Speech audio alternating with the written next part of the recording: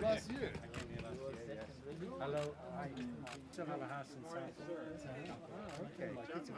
Okay.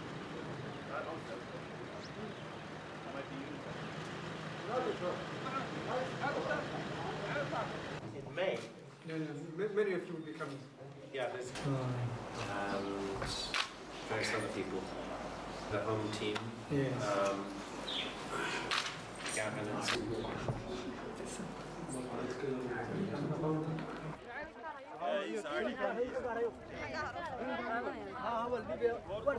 Yes, yes.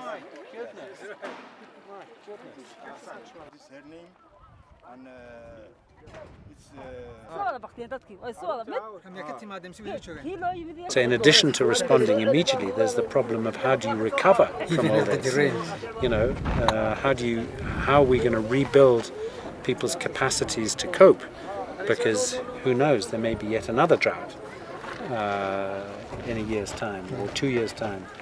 So we've really got both the immediate problem, but then a deeper problem of addressing the structural problems, structural issues that have resulted in this vulnerability.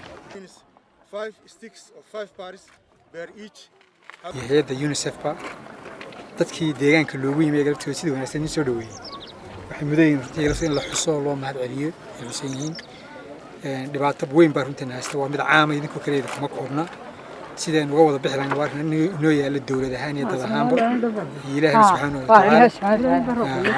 ta'ala marka insha Allah binaari kariim inana waan idin dadaalaynaa Ilaahay subhanahu wa ta'ala day ka qoosameeyay waxaan ka sugaynaa inuu naga soo naga furto dhibaato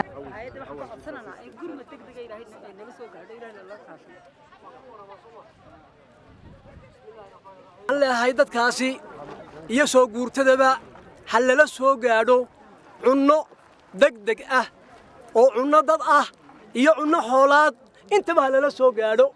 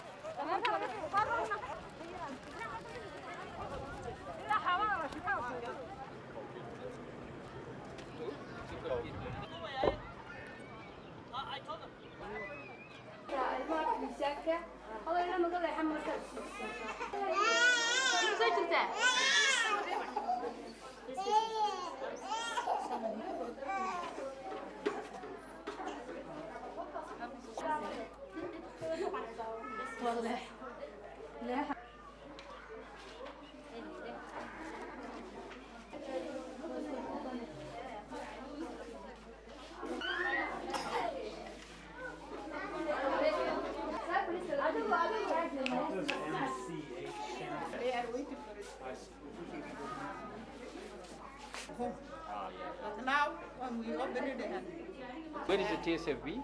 TSFE, these ones. TSFB here. Yeah.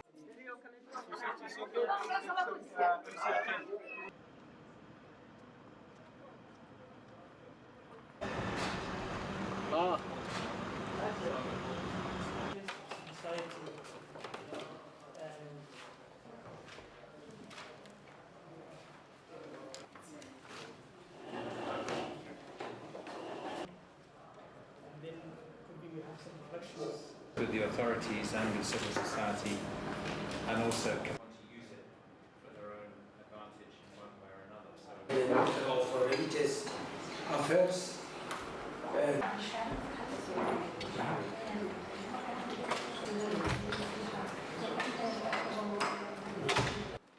To Somaliland and also to the Mr. President, thank you. How are you? It's good to have you here. And I had a little trip outside.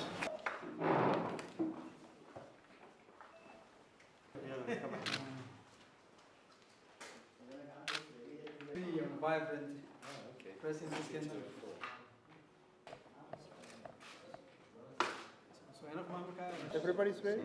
Yes, we think so. Suspect awad halkan inoogu yimi wafdi uu hogaaminayo kaloo madaxweynaha ay ka wada hadleen sidii ay u xoojin lahayn cilaaqaadka iyo wada shaqaynta ka dhaxeeya jamciyadda qurumaha ka dhaxaysa iyo dawladda Somaliland waxaan ka wada hadalay arrimo la xiriira horumarka iyaga laftooda arrimo la xiriira xagga doorashooyinka iyo sidii kor loogu qaadi lahaa iskaashigeena labada jamcadda qurumaha ka dhaxaysa labada daraf jamcadda qurumaha ka dhaxaysa iyo Somaliland. It's not the first time that you're coming there. There are so many times for Somaliland and DP World. The people of Somaliland should not have to go through this again. So we've been talking about recovery and resilience plans, how the UN can contribute to the work of Somaliland government and civil society in preparing for recovery and resilience. And we've also been talking about the role of the UN more broadly here in Somaliland.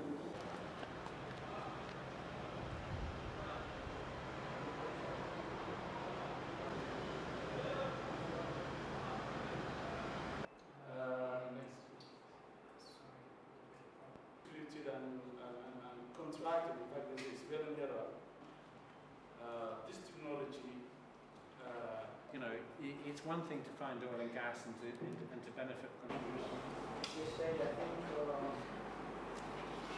Development, but majority I would see here would be funded by DFID. We found some really interesting.